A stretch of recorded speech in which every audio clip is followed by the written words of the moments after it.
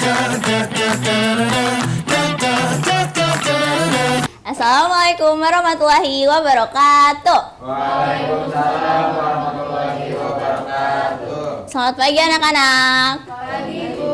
Gimana nih kabarnya hari ini? Sehat? Sehat. Alhamdulillah sehat semua.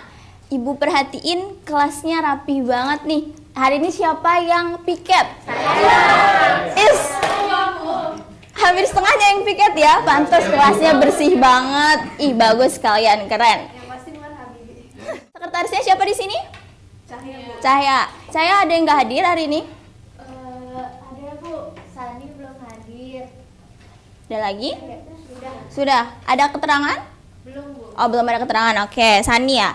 Oke. Ini ketua kelasnya dipimpin doa dulu. Sebelum kita mulai pelajaran pada pagi hari ini, kita berdoa terlebih dahulu, berdoa agama dan dosa masing-masing. Benar dimulai. Amin. Oke. Assalamualaikum warahmatullahi wabarakatuh. Waalaikumsalam warahmatullahi wabarakatuh. Hari ini kita mau belajar apa ya? Hari ini sesuai yang sudah terpapar di sini, kita akan belajar mengenai kekongruenan dan kesebangunan bangun datar. Apa itu kekongruenan dan kesebangunan? Kita lihat nanti. Kita diskusi dulu.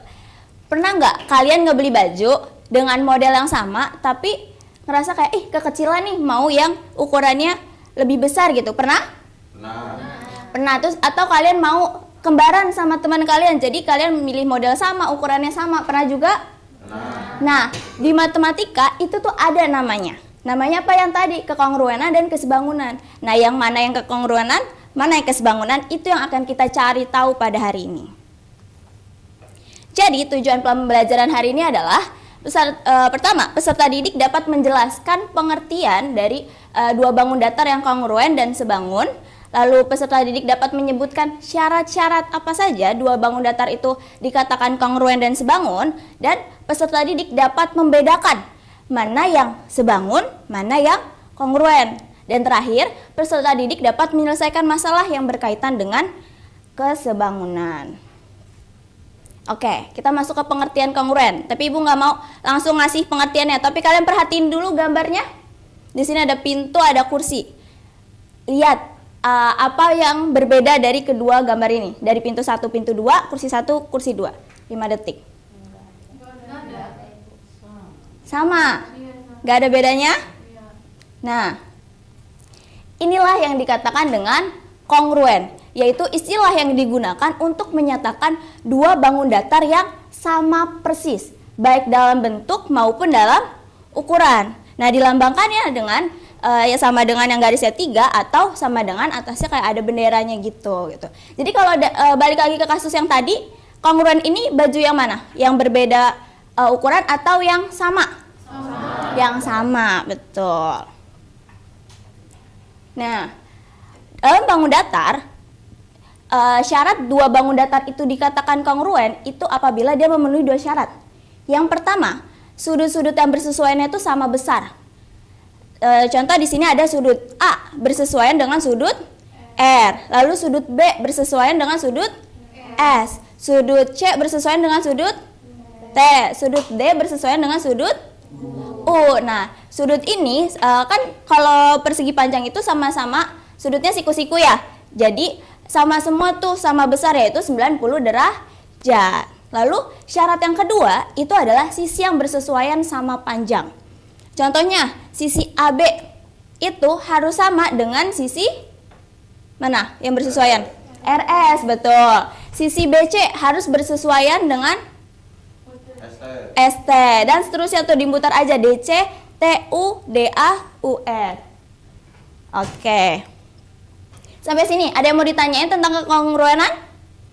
Aman ya? Jadi pokoknya itu sama persis, baik ukuran maupun bentuk. Terus sudutnya, sisinya juga sama. Nah, sekarang boleh, silakan Mario.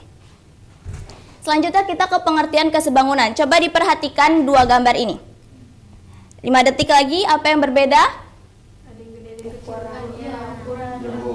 Ya, betul. Yang berbeda adalah ukurannya. Jadi bentuknya sama tapi ukuran berbeda.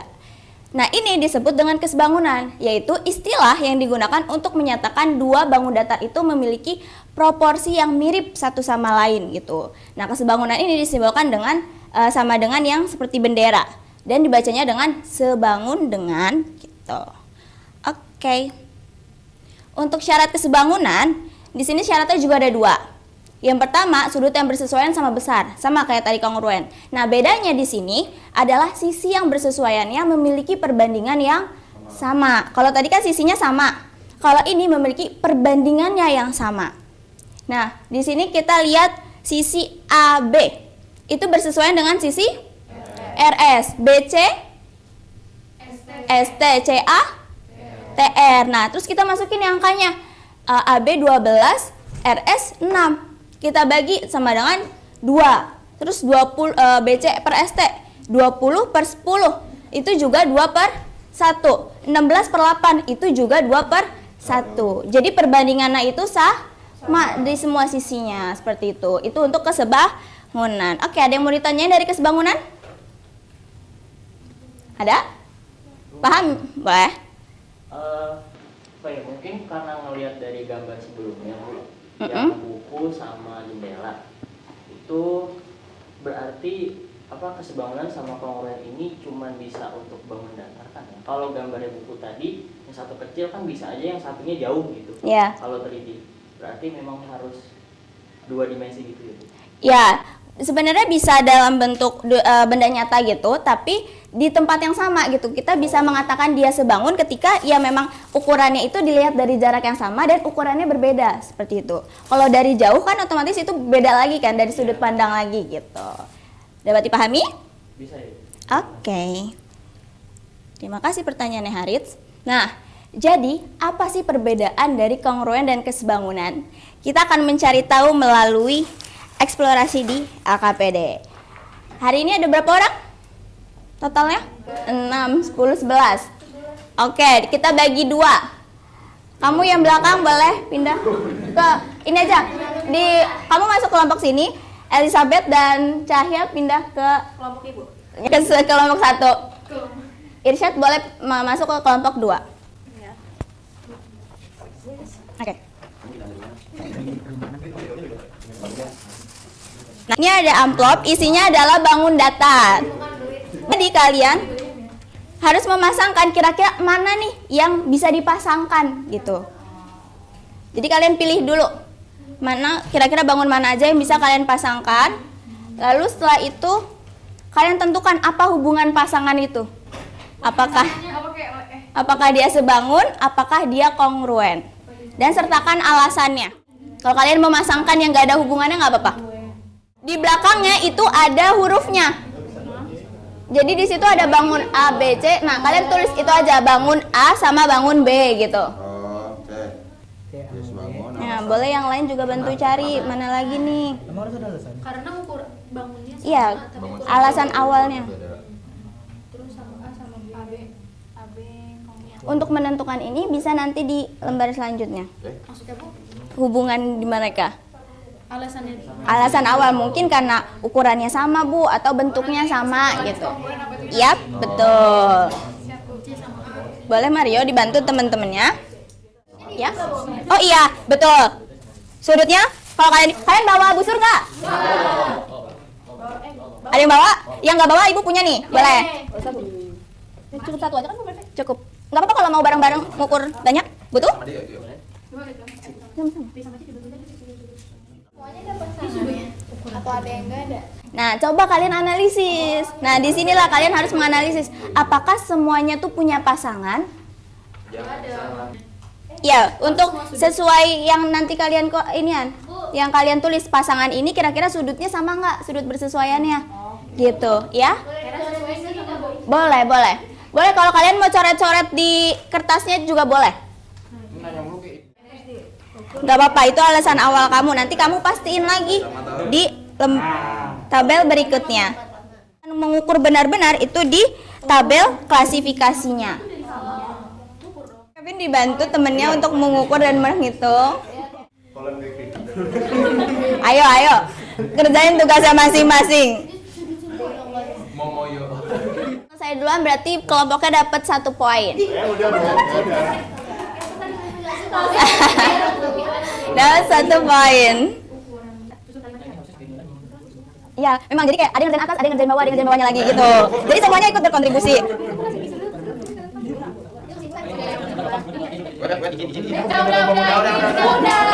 Udah, oke. Ibu cek dulu. Kelompok 2 masih ada yang perlu diperbaiki. Ini masih nulis, ini udah selesai. Berarti oke, jadi dari yang udah tadi kalian kerjakan LKPD-nya, itu kan ada tabel perbandingannya ya. Jadi apa aja perbedaan dari kesebangunan dan kongruen? Coba disebut bareng-bareng aja. Dari segi bentuknya dulu. Dari segi bentuknya gimana kalau kongruen? Kalau sebangun? Oke, kalau dari sisi aspek ukuran, kongruen? Sama. Sebangun? Oke. Terus dari segi sudut, kongruen? Sama. Sebangun? Kalau dari segi sisi? Kongruen sama. Sebangun? Oke, tapi sebanding. Kita lihat apakah benar? Oke, betul ya jawaban kalian. Ayo selanjutnya kita mencari sisi yang belum diketahui. Jadi kita itu akan mencari sisi yang belum diketahui menggunakan konsep kesebangunan. Ayo fokus dulu. Ini kita mau baru lagi nih mencari sisi yang belum diketahui. Itu gimana caranya? Pertama, di situ kita tahu kalau segitiga ABC berarti segitiga yang besar ya, itu sebangun dengan segitiga DEC. Dan tentukan panjang A atau panjang sisi DE-nya. Pertama kita cari dulu yang diketahui, sisi-sisi yang diketahuinya. Dari segitiga yang besar dulu. Sisi mana dulu? AB. Berapa? 15. Terus sisi mana lagi? BC. Berapa BC? 12 tambah B. Terus CA. CA-nya? 10 dari 6 ditambah 4. Sekarang kita ke segitiga kecilnya, yang DEC. Sisi DE-nya? A. Terus EC-nya? 12. Terus CD-nya?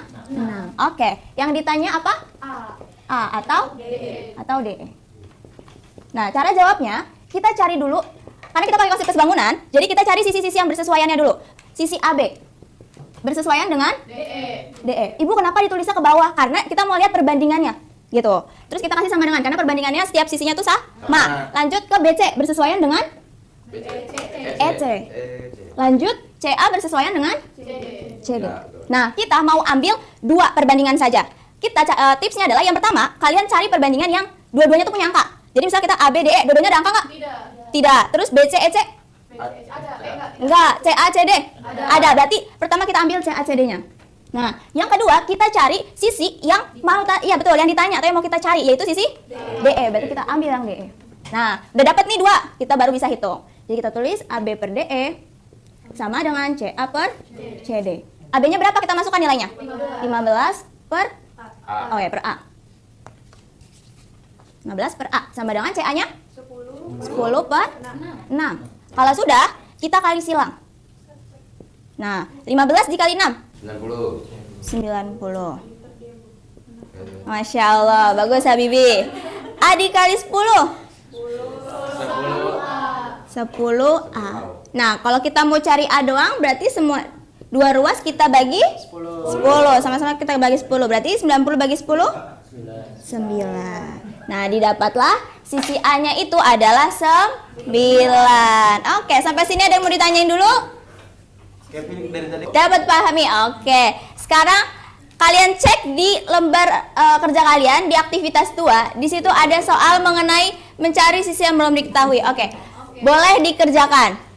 Waktunya berapa nih? 5 menit? Udah selesai semua? Dikit lagi, oke. Belum. Oke. Nanti kalau yang udah selesai boleh tunjuk tangan. Oke, kelompok 1 ya ininya ya? Oke, kelompok 1 duluan. Berarti tadi poin di kelompok 2. Sekarang ke poinnya di kelompok 1. Ini kan berarti udah dapet nih sama-sama 1. Sekarang penentunya yang menang itu adalah yang maju. Sabar. Ibu hitung ya. Siapa yang mau maju nih? Ibu hitung. 3, 2, 1. Halimah duluan. Enggak kok, beneran mata ibu dua-duanya ngadep ke kalian. Saya maju. Ayo, kalau lama kita oper. Oh, Halimah yang maju. Yaudah, ibu tunjukkan dari kelompok. Ya, Halimah, karena Halimah yang tunjuk tangan. Terus saya kemana, Bu? Duduk lagi. Duduk lagi. Habis itu dijelasin ya. Enggak. Coba di kelompok satu periksa, takutnya ada yang salah, kalian bisa perbaiki kan kita nggak tahu. Bukan. Itu kurang kita tuh. Nggak apa-apa. Ini begitu. Grogi mana? Apa? Alas bodoh. Ya Allah. Nggak ada di soal. Gini-gini mata-mata. Ayo diperhatikan temannya. Ya betul. Oke.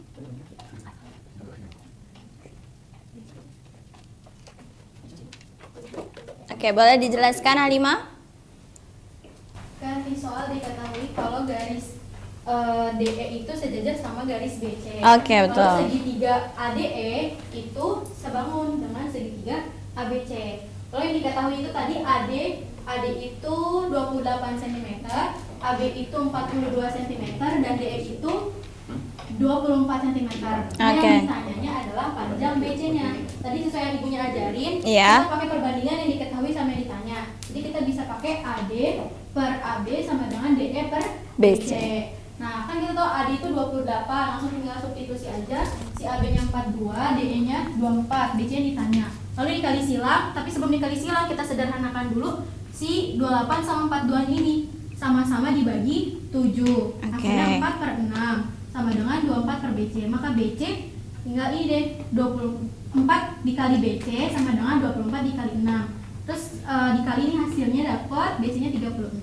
Oke, terima kasih Halimah. Benar jawabannya? Ada yang kurang nih, Bu. Apa tuh?